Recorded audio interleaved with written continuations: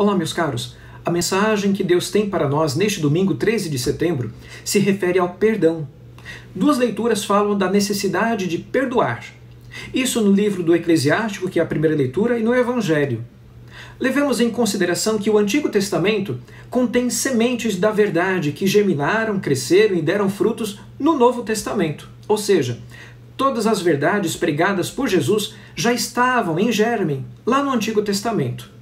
Ou mais do que isso, estavam presentes como antecipação do próprio Evangelho, como podemos ver na primeira leitura deste domingo, que fala do dever do perdão. O trecho do livro do Eclesiástico diz: perdoa a injúria ao teu próximo, e então, quando pedires, serão perdoados os teus pecados. E o livro ainda questiona: como pode pedir um indivíduo que Deus o cure, se guarda rancor contra o próximo?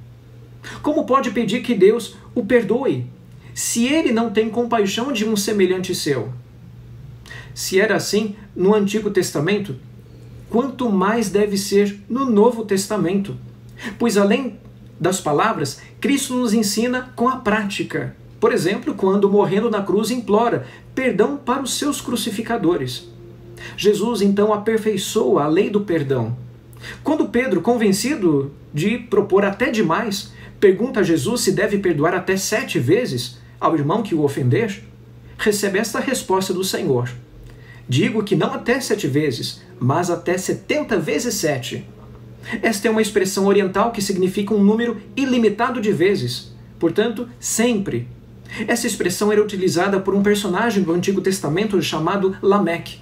Em seu canto, o feroz Lameque se vangloriava de vingar-se das ofensas 70 vezes 7. Ou seja, ele pagava o mal com o mal. Naquele contexto, tal linguagem indicava tremenda proliferação do mal. Infelizmente, não é muito diferente dos nossos tempos, em que parece vigorar a lei do talião, olho por olho, dente por dente.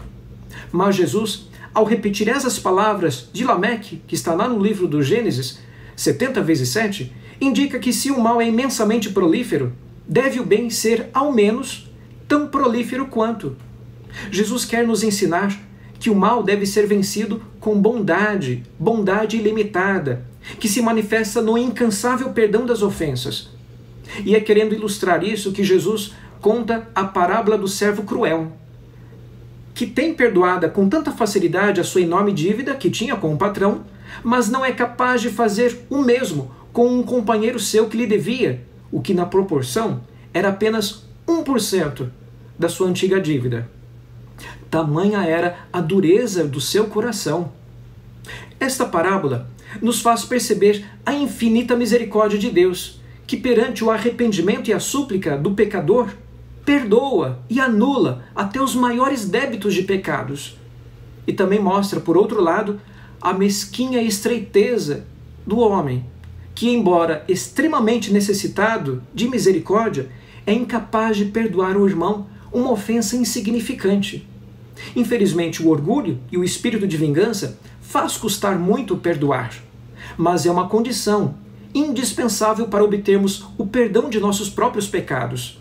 Façamos valer o trecho daquela oração do Pai Nosso em que rezamos: Pai, perdoai-nos as nossas ofensas, assim como nós perdoamos. A mensagem de Jesus é clara: ou perdoamos e seremos perdoados, ou não perdoamos e seremos condenados.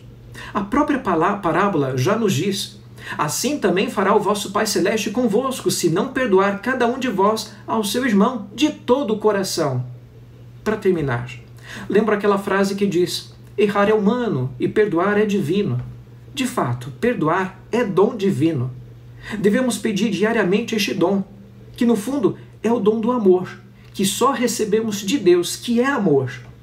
Que neste mês da Bíblia possamos meditar nestes ensinamentos que são milenares que as Sagradas Escrituras nos trazem, como os deste domingo, onde o livro do Eclesiástico nos diz, por exemplo, pensa no teu fim e deixa de odiar, lembra os mandamentos e não guardes rancor contra o seu próximo, e depois perdoa a ofensa recebida.